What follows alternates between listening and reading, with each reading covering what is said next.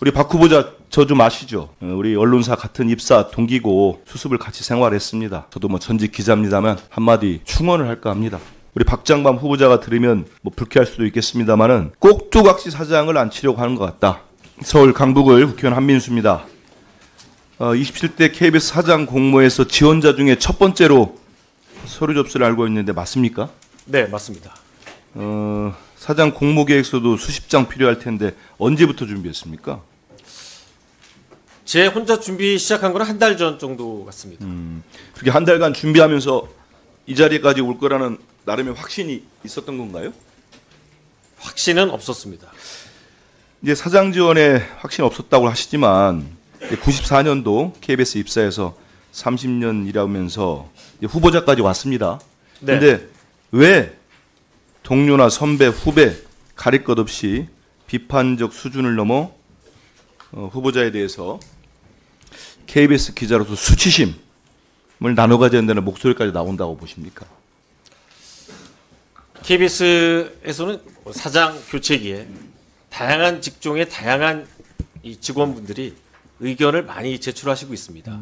이번에도 역시 그 후배 그런데 이번에 기자분들이- 보면은 네. 다음 질의 때도 하겠습니다만은 지금 박 후보자 얘기하는 범위를 넘어서는 것 같습니다. 그 35기 기자 성명 아마 봤을 텐데요. 지금 앞서서 우리 의원님들이 파우치 얘기를 하니까 한 대목만 제가 지금 PPT에 있습니다만 이 기자 20기니까 15년 후배들 아닙니까? 이 후배들이 지적하는 걸 한번 보십시오. 파우치뿐만 아니고 시종일관 뭐 내용 다 정말 주옥 같습니다. 그런데 제가 이 쳐놓은 것만 보시면 시종일관 굴종적인 태도를 유지하며 공영방송을 권력에 헌납했습니다. 파우치 발언은 그 굴종 가운데 하나에 불과했다고 보는 겁니다. 이 구성원들이. 우리 국민들뿐만 아니고 우리 후보자와 30년 있을 때 15년 후면 15년을 같이 일한 기자들이 이렇게 보고 있는 겁니다. 그러면서 묻습니다. 왜 박장범이 아닌 우리가 KBS 기자라는 수치심을 나눠 가져야 하냐고. 이 평가에 대해서 어떻게 보십니까? 굴종적인 태도를 유지했다는 것은 동의하지 않습니다. 내가 봐도 굴종적이던데요. 많이 그랬어요. 고대영 전 사장 비서실장 했죠? 네, 지금도 연락하고 계십니까? 아주 가끔 연락합니다. 가끔입니까? 네, 고대영 전 사장이 지난해 9월 KBS 사장, 지난해 9월이니까 26대죠. 공모 지원했던 거 알고 계시죠? 알고 있습니다.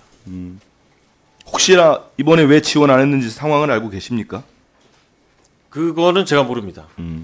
보니까 이제 후보자께서는 실제 이제 관리직 보직을 맡은 거 없습니다. 그래서 KBS 내부에서 후보자가 통솔하거나 이렇게 관리를 해본 조직 또한 전무하기 때문에 우려가 많이 나오는 것 같습니다.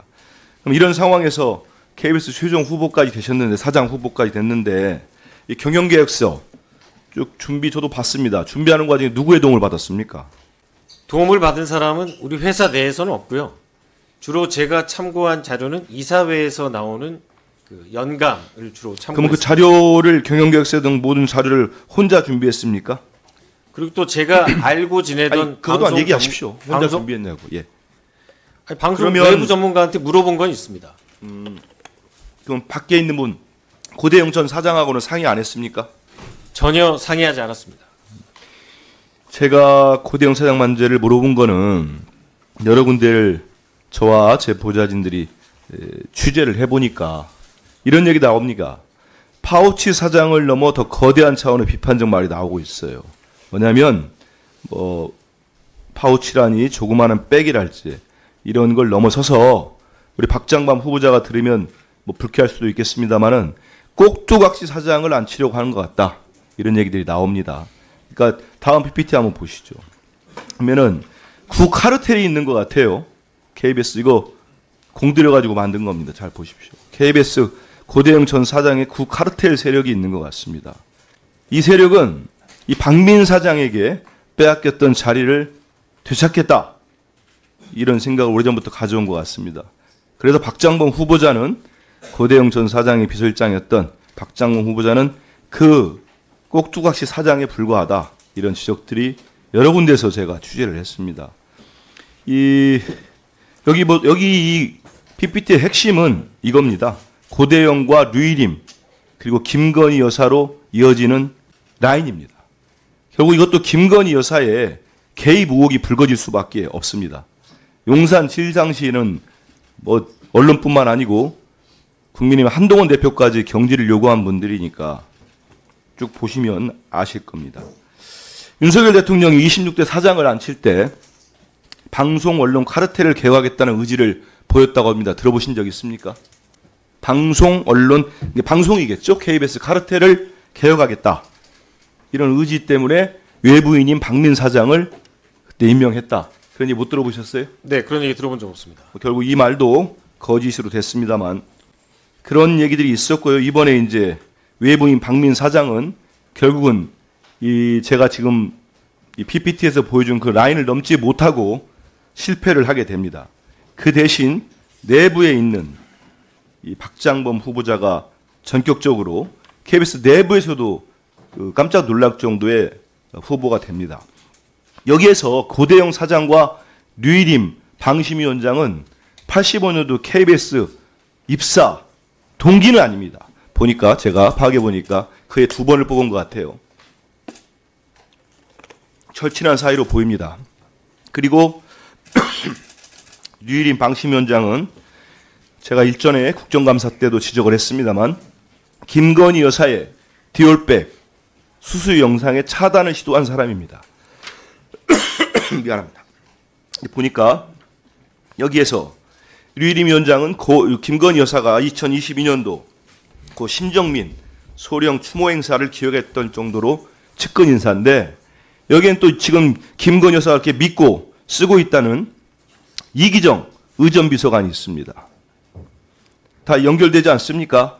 결국은 제가 취재하고 한 바에 따르면 이기정 비서관을 비롯해 최근에 황제 국악관람으로 유명해졌죠. 김건희 여사의 최재혁 현 홍보기획비서관 그리고 코바나 컨텐츠 근무 이력이 있는 것으로 알려진 김동조 국정기획비서관 이분들이 박장범 후보자를 KBS 사장으로 옹립하기 위해서 김 여사를 설득하고 움직였다.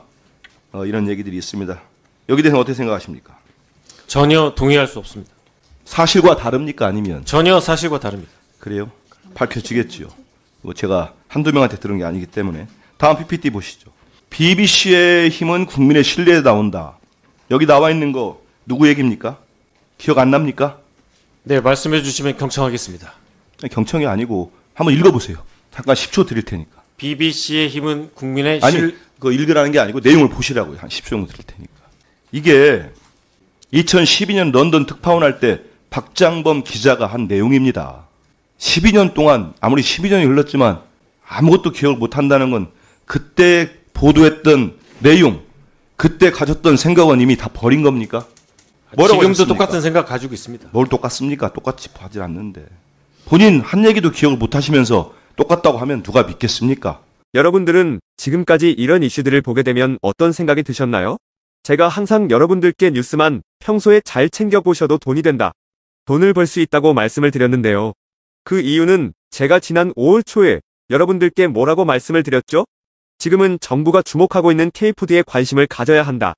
뉴스만 보고 끝내지 마시고 투자 쪽으로 한번 생각해 보셔야 한다. 라고 말씀을 드렸습니다. 그리고 나서 이런 썸네일들을 뉴스를 통해서 많이 보셨을 텐데요. 이렇게 정부가 정책으로 밀어주는 산업이 이슈가 됐을 때 정보에 민감한 부자들은 어떻게 생각할까요? K푸드 관련주는 뭐가 있는지, 어떤 종목이 나에게 돈을 벌어다 줄 수 있는지를 생각한다고 말씀을 드렸죠?